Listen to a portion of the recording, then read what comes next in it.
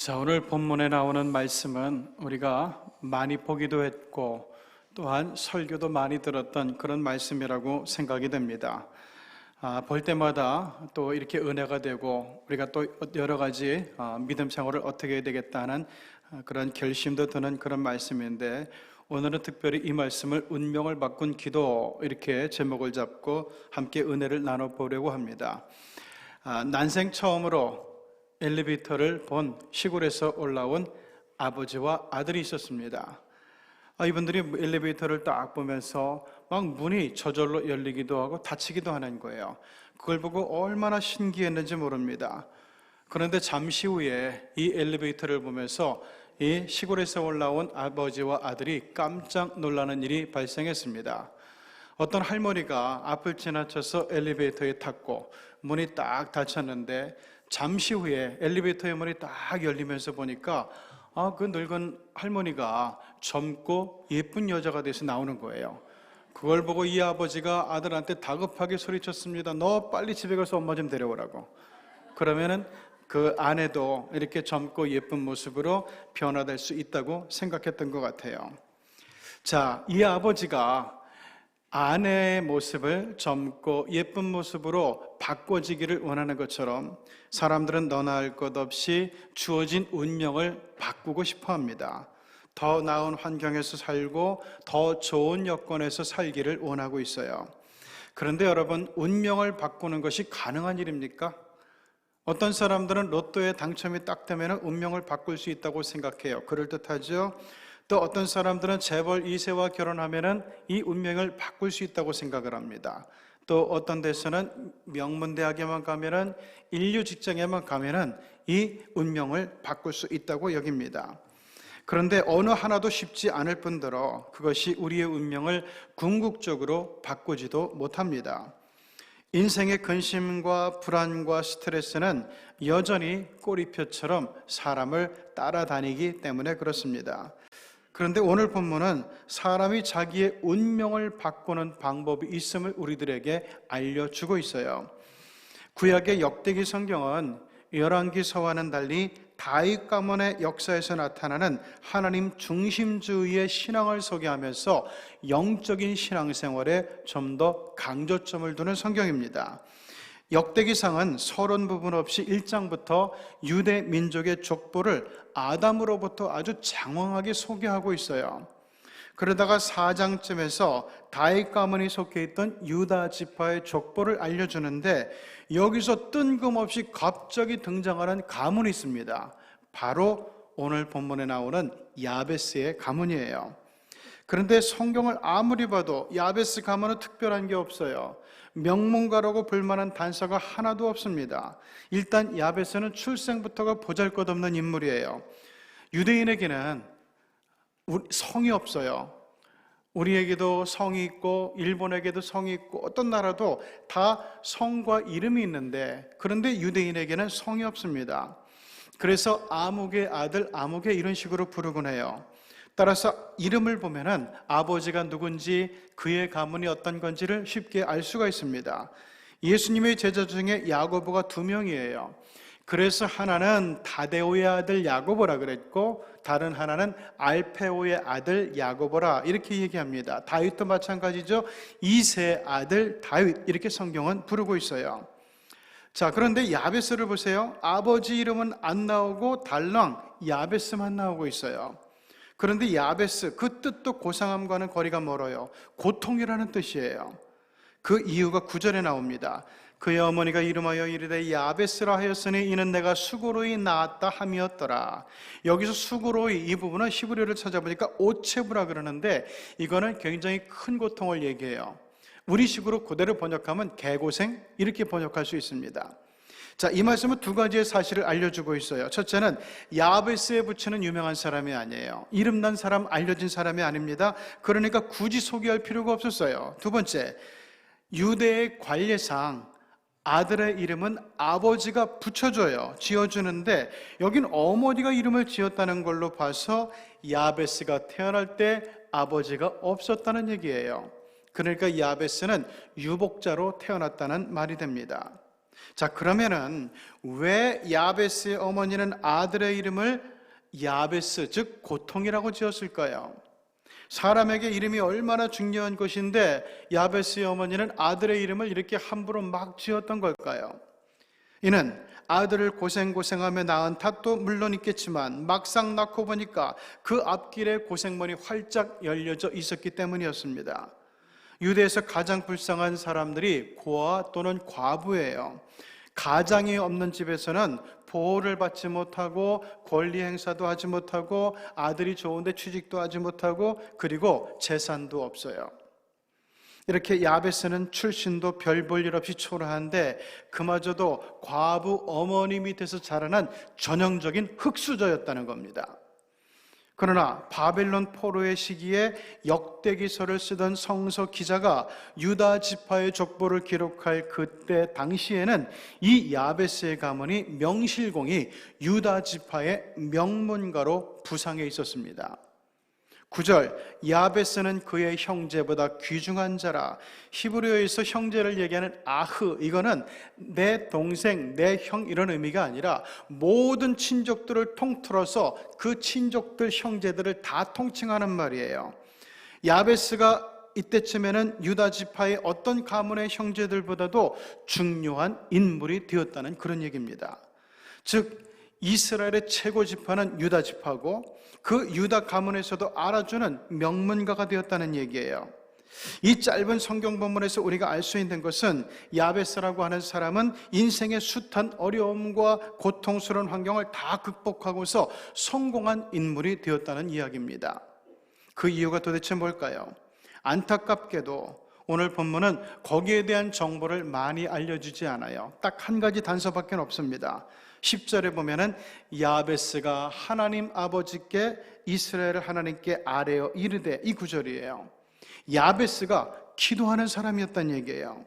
자, 그런데 여기까지는 알겠는데 이 성경을 읽으면서 점점 궁금증이 커져가는 겁니다. 도대체 야베스가 어떻게 기도했길래 이렇게 됐을까 하는 거예요. 이스라엘 백성들은 다 하나님이 택한 백성이죠. 다 하나님을 믿는 백성이고 다 기도하는 백성인데 왜 유독 하나님이 야베스의 기도를 들어주셔서 흙수저였던 사람을 금수저로 바꿔주셨던 것일까? 사실 여기 있는 저와 여러분들 다 기도하는 사람들이에요. 그런데 모두가 다 하나님의 특별한 관심을 받거나 기도 응답을 받는 것은 아닙니다. 그래서 이 시간에는 왜 하나님께서 특별히 야베스의 기도를 들어주셨는지를 묵상하면서 하나님의 마음도 움직였던 그 기도의 비밀을 함께 찾아보려고 합니다. 첫째는 고통에 대한 긍정적인 반응이에요. 야베스는 처음부터 고통을 안고 태어난 전형적인 흙수저였습니다. 그러므로 야베스의 마음에는 왜 나는 가난한 집에서 태어났을까? 왜 나는 아버지도 없이 태어났을까? 왜 내 인생은 처음부터 구차하고 엉망진창이었을까? 도대체가 하나님은 공평하지가 않다고 불평과 불만과 원망을 잔뜩 늘어놓을 만한 이유가 충분했을 거예요. 그런데 성경 어디를 봐도 야베스는 고통에 대해서, 환경에 대해서 부정적으로 반응한 법이 없었어요. 흙수저로 시작한 볼품없는 인생에 대해서 원망하지도 않았고 불평하지도 않았습니다. 그는 말할 수 없는 고통 앞에서도 긍정적으로 반응합니다. 이 고통을 하나님 앞에 기도하자. 나는 지지리도 복을 못하고 태어난 사람이지만 하나님께 복을 달라고 기도하자. 우리 하나님은 복의 근원이 아닌가? 이렇게 해서 야베스는 기도의 사람이 되었던 거예요. 야베스의 남다른 고통이 야베스를 기도의 사람으로 만들었던 겁니다. 그는 고통에 대해서 긍정적으로 반응하며 이를 믿음으로, 기도로 풀려고 노력한 사람이에요. 이게 바로 야베스가 하나님으로부터 남다른 복된 응답을 받아낸 중요한 비결이었습니다. 그럼 야베스의 기도는 구체적으로 어떠했을까요? 오늘 10절을 보니까 야베스가 이스라엘 하나님께 아뢰어 이르되, 여기서 아랜다는 말이 굉장히 중요합니다. 번역을 이렇게 했지만은 히브리어는 카라라고 하는 동사를 쓰는데 큰 소리로 외친다는 얘기예요. 부르짖어 기도했다는 말이에요. 그만큼 간절하게 기도를 했다는 이야기입니다. 야베스가 왜 그렇게 부르짖으며 간절하게 기도했을까요? 타고난 고통이 너무도 크고 힘들었기 때문이죠. 혼자서는 아무리 용쓰며 몸부림을 쳐도 감당할 수 없는 고통스러운 형편이었기 때문에 야베스는 이렇게 칼아 부르짖어서 기도할 수밖에 없었던 겁니다.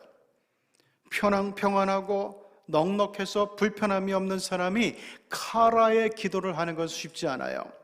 누구나 진짜 절박한 문제에 부딪히게 될 때 이처럼 부르짖어 기도하게 되는 겁니다.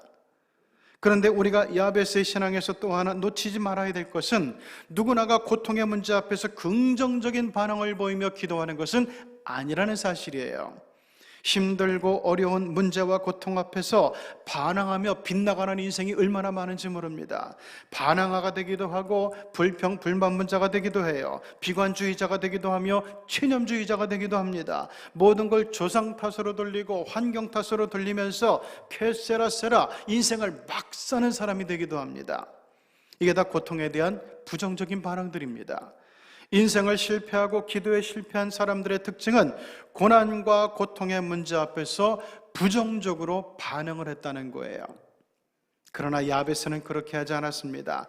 나는 내 팔자대로 살고 싶지 않아. 엄마가 나에게 어떤 이름을 지어주었던지 간에 나는 그 이름으로 살지 않을 거야. 나는 도전할 거야. 그래서 이 모든 고통과 어려움을 극복하고 축복의 사람이 되고 말 거야. 이게 야베스의 마음가짐이에요. 그러면서 누구보다도 열심히 더 뜨겁게 더 간절히 하나님 앞에 기도를 합니다. 이렇게 고통 앞에서 긍정적으로 반응하면서 간절히 기도할 때 하나님은 저의 기도에 특별히 응답을 해주셨다는 것이 오늘 성경의 내용이에요.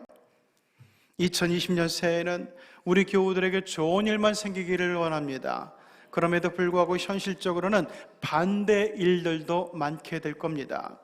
그러나 하나님께서 복 주시는 사람은 고통과 고난 앞에서도 긍정적으로 반응하는 사람들임을 알아. 힘든 일이 생겨도, 아픈 일이 생겨도, 고통스러운 일이 생겨도 좌절하지 말고, 낙담하지 말고, 불평하지 말고 야베스처럼 꼭 기도하는 성도들이 되기를 바랍니다. 두 번째 야베스의 기도는 운명을 바꾸려는 믿음의 씨름이었어요. 10절은 야베스가 특별히 이스라엘 하나님께 기도했다고 전하고 있어요. 왜 여기서 이렇게 하는가 의미가 있는 것 같아요. 그냥 하나님께 기도했다 그러면 되는데, 만군의 주 하나님께 기도했다 그러면 되는데, 지금 여기서는 이스라엘 하나님께 기도했다는 거예요. 여러분, 이스라엘의 하나님이 누굽니까? 바로 야곱의 하나님이에요. 우린 야곱을 생각해야 돼요.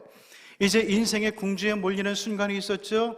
이제 모든 가족들을 데리고 다시 고향으로 돌아오려고 하는데 20여 년이 지나서 고향으로 돌아오려고 하는데 야복강만 지나면 가나안 땅에 들어갈 수 있는데 저쪽에서 하나님의 축복을 동생 야곱에게 다 빼앗겨버린 에서가 이를 득득 깔면서 400명이 넘는 자기 그 병사들을 데리고 저쪽 야복강 너머에 진치고 있는 거예요. 오기만 하면은 어떻게 하려고 그랬을까요?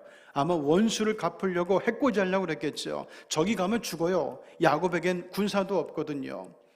그때 야곱이 야복강 너머 이쪽에서 하나님 앞에 필사적으로 기도를 하는 거예요. 하나님을 붙들고 밤새도록 씨름했는데 하나님이 쉽게 응답하지 않습니다. 그래서 이 하나님과 그냥 옥신각신 막 그냥 그 성경을 보니까 영어 성경을 레슬링을 했대요. 자, 그러다가 하나님의 천사가 이 가장 강한 관절인 이 환도뼈 여기를 그냥 툭 쳤는데 이게 그만 틀어져 버렸어요. 얼마나 아프고 얼마나 힘들었을까요?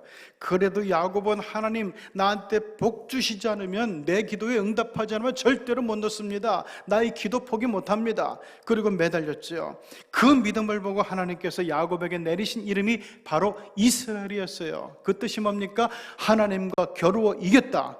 하나님과 겨루어 이긴 사람이 이제 세상에 어떤 것을 못 이기겠어요? 어떤 사람을 못 이기겠습니까? 그러니까 이 말은 천하무적 승리의 인생이 된다는 얘기예요.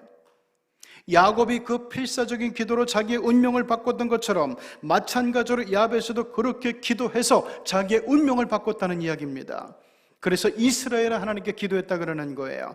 이렇게 고단한 운명을 바꾸기 위해서는 하나님께 정말 필사적으로 기도하지 않으면 안 됩니다. 세상에 거저 쉽게 술술술 풀려나가는 기도는 없어요. 필사적인 기도가 우리의 인생을 바꾸고 우리의 운명을 바꾸고 그리고 환경을 바꾸는 겁니다. 오늘날도 많은 사람들은 운명과 환경과 고통에 붙잡혀서 사로잡혀서 살아갑니다. 그러나 하나님은 당신의 자녀들이 고통을 이기고 운명을 바꾸고 새로운 환경을 창조하며 살아가기를 간절히 원하세요. 왜? 우리 앞에 예비해 두신 미래가 너무나 좋은 것이기 때문에, 이거 다 갖기를 원하기 때문입니다. 그러므로 기도해야 돼요.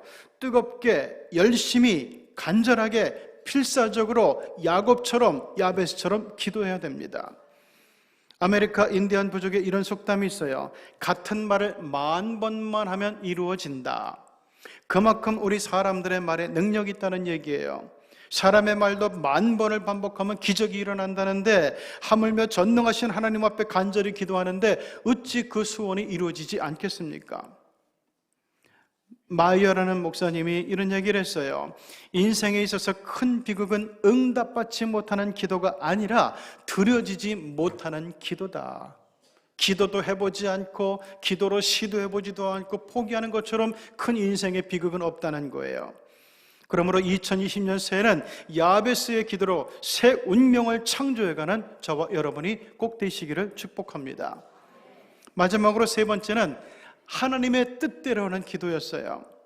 10절의 말씀 우리 다시 볼까요? 시작. 주께서 내게 복을 주시려거든 나의 지역을 넓히시고 주의 손으로 나를 도우사 나로 환난을 벗어나 내게 근심이 없게 하옵소서. 언뜻 보면은 오해할 수 있어요. 야베스의 기도는 내게 부동산 좀 주세요, 땅 좀 주세요, 이런 것처럼 이기적이고 세속적인 기도 같아 보입니다. 그런데 만일 그런 기도였다면 하나님이 응답하지 않았을 거예요. 성경학자들은 야베스가 살았던 시대를 대략 사사 시대일 거라고 추측을 하고 있습니다. 위대한 믿음의 지도자 여호수아가 죽고 나서 이스라엘 백성들이 가나안 땅 주변에 사는 이방 민족들에게 정복했던 땅을 하나하나 뺏기기 시작해요. 그러면서 괴롭힘을 당하며 살던 시대였습니다. 많은 이스라엘 백성들이 하나님께서 주신 땅도 제대로 지키지 못해서 빌빌거리고 있을 때 야베스만큼은 담대하고 힘있게 이렇게 기도했다는 거예요. 하나님, 나는 하나님 주신 땅을 제대로 지키는 사람이 되고 싶습니다. 나에게 나아가서 이방 민족에 빼앗긴 땅까지도 제가 다 되찾기를 원합니다. 그래서 내 땅을, 내 지역을 넓혀가고 싶습니다. 그저 부동산 좀 더 주세요, 아파트 한 채만 주세요, 이런 기도가 아니었다는 거예요.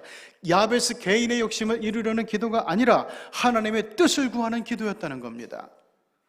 하나님께서 믿음의 조상 아브라함에게 약속하신 가나안 땅을, 이제 출애굽의 역사 가운데서 하나님이 이스라엘 백성들에게 다시 주신 땅을, 그러나 오늘날 불행하게도 이방의 민족들에게 야금 빼앗겨버린 땅을, 그걸 다시 되찾을 뿐만 아니라 더 넓혀달라고 호소하는 야심찬 사명의 기도, 이게 야베스의 기도였습니다. 이 기도에 하나님께서 감동하셨고 기뻐하셨던 거예요. 우리도 이런 기도를 배워야 됩니다. 하나님의 마음에 쏙 드는 기도를 연습해야 됩니다. 흑수저 출신의 야베스가 그 시대에서 알아주는 존귀한 인물이 된 이유는 따로 있었어요. 다른 사람들은 시대를 탓하고 환경을 탓하면서 하나님의 지상명령인 가나안 땅 정복을 체념하고 있을 때, 야베스는 정반대로 이 약속의 땅을 회복하게 해달라고, 그 지경을 더 넓혀 나갈 수 있는 힘을 달라고 기도했기 때문입니다. 오늘날 우리의 기도는 얼마나 응답되고 있을까요? 그 응답을 생각하면 여러분 양에 차지 않죠? 그렇다면 이제 내 욕심으로 기도한 것은 아닌지 우리 솔직하게 점검을 해보기를 바랍니다. 하나님의 소원은 별 안중에 없고 내 소원을 내세우면서 기도한 것은 아니었는지 함께 점검해 보기를 바랍니다. 이제는 우리도 야베스처럼 하나님이 기뻐할 소원을 마음에 품고 새 기도에 도전할 수 있기를 바랍니다.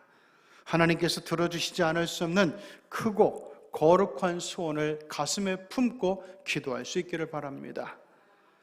미국의 노만 빈센트 필 박사님은 인생은 바뀔 수 있다, 그러나 그 변화는 오직 기도를 통해서만 얻을 수 있는 거라고 이야기를 했습니다. 이렇게 기도가 중요합니다. 기도만큼 소중한 것이 없습니다.